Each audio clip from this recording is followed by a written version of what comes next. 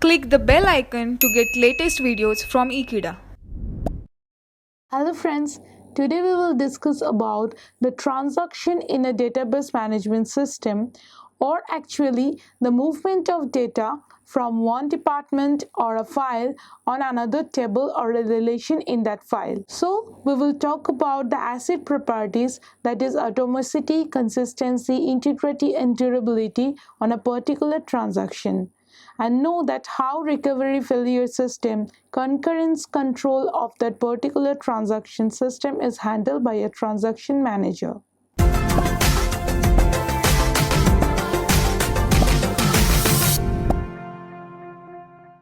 As we know that transaction is a collection of similar type of operation that is needed to perform one single logical operation.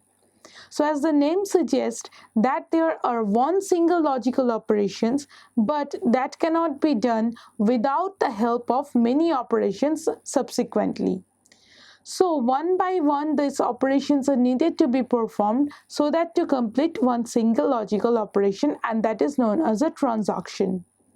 So this transaction is declared and controlled in the transaction manager in a database management system. So the transaction manager is responsible to maintain the atomicity and the consistency on a system.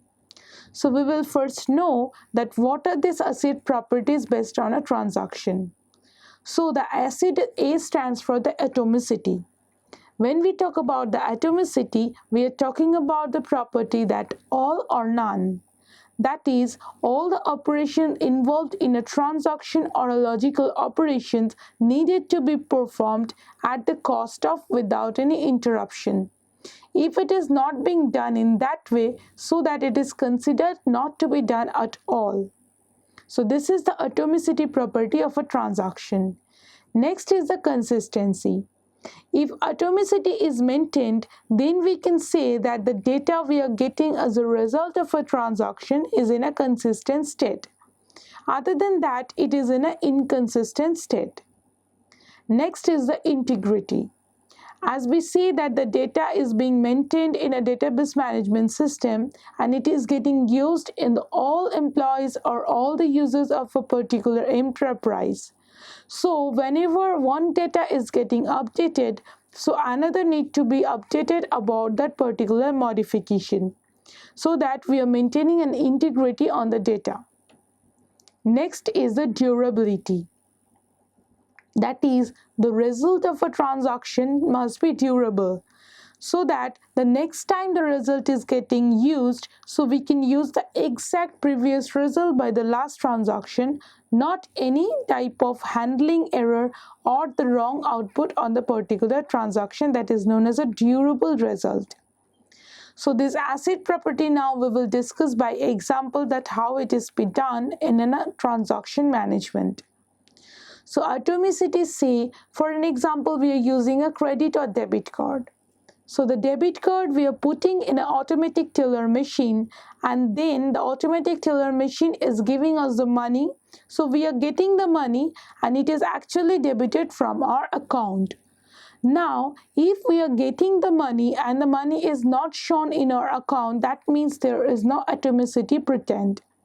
So, and another way it could be done that it is being debited from my account and not cash in hand. So that is also called a kind of the atomicity problem. Next is the consistency.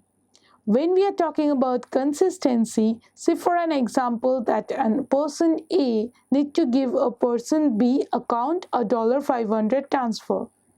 So this transaction is being made by the banking department. A is being debited from the 500, but often is the case that B is not getting credited that $500. So that is the problem of the consistency in a transaction. The next is the integrity problem, that is maintaining the same values in the part that is A is using and B is using.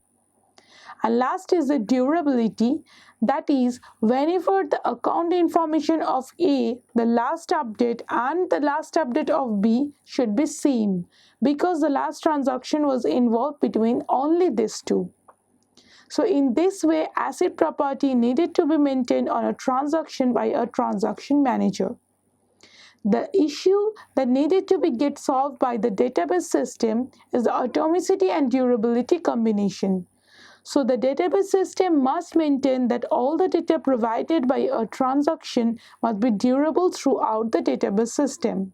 So before a transaction is getting completed or committed, we cannot interrupt it, or if there is any interruption, then we have to put in the result of previously that was last and prevailing to the particular transaction. So we are getting the actual old value. Now we can perform again the transaction on that old value. One type of problem that is concurrent consistency control manager that is involved within the transaction manager.